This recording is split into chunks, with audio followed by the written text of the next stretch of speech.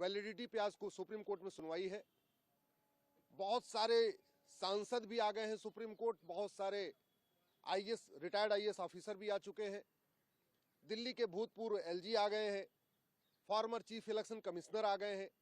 ऐसे 20 याचिकाएं फाइल हो चुकी हैं जो चाहती हैं कि जो हमारी पीआईएल है प्लेस ऑफ वर्शिप एक्ट की, उसको डिसमिस कर दिया जाए। वो हमारी विरोध करने के लिए आए हुए। पहली बात तो हमारा ये कहना है, ये कानून जो है इसका नाम है प्लेस ऑफ वर्शिप एक्ट, ये प्लेस ऑफ प्रेयर एक्ट नहीं है। मंदिर को प्लेस ऑफ वर्शिप कहते हैं और मस्जिद को प्लेस ऑफ प्रेयर कहते हैं। दूसरा, ये कानून कैरेक्टर की बात करता है, आइडेंटिटी की नहीं। ये प्लेस ऑफ वर्शिप एक्ट ये कहता है कि जो कैरेक्टर होगा वो नहीं बदलेगा।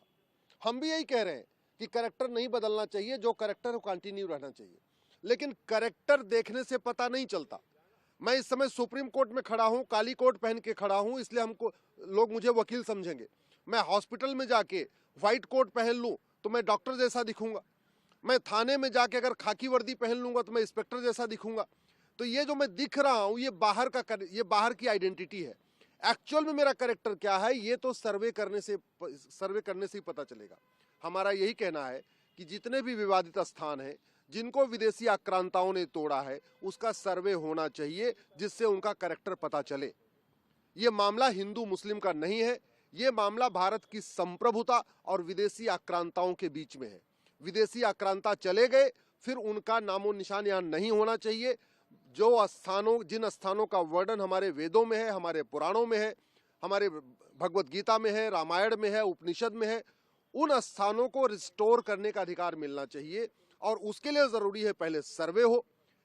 कोई भी कानून लीगल रेमेडी नहीं छीनता। इवन वक्फ एक्ट में भी ये व्यवस्था दी है कि आप वक्फ बोर्ड के सामने जाओ। आर्बिट्रेशन एक्ट में कहता है पहले आर्बिट्रेशन करो, अगर फेल हो जाए तो कोर्ट जाओ।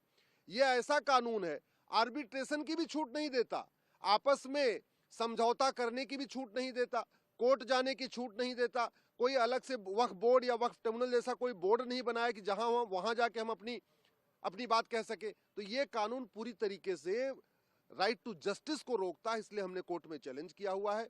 हमारा ये कहना है, अगर डेमोक्रेटिक कंट्री में विवाद का समाधान कोर्ट के जरिए नहीं होगा, यहाँ अराजकता फैल जाएगी, यहाँ भीड़ तंत्र हो जाएगा। अगर कोर्ट का दरवाजा बंद कर दिया गया फिर तो अपने अपने स्थान के लिए लोग लड़ाई सड़कों पे करना शुरू कर देंगे, देश में अशांति फैल जाएगी।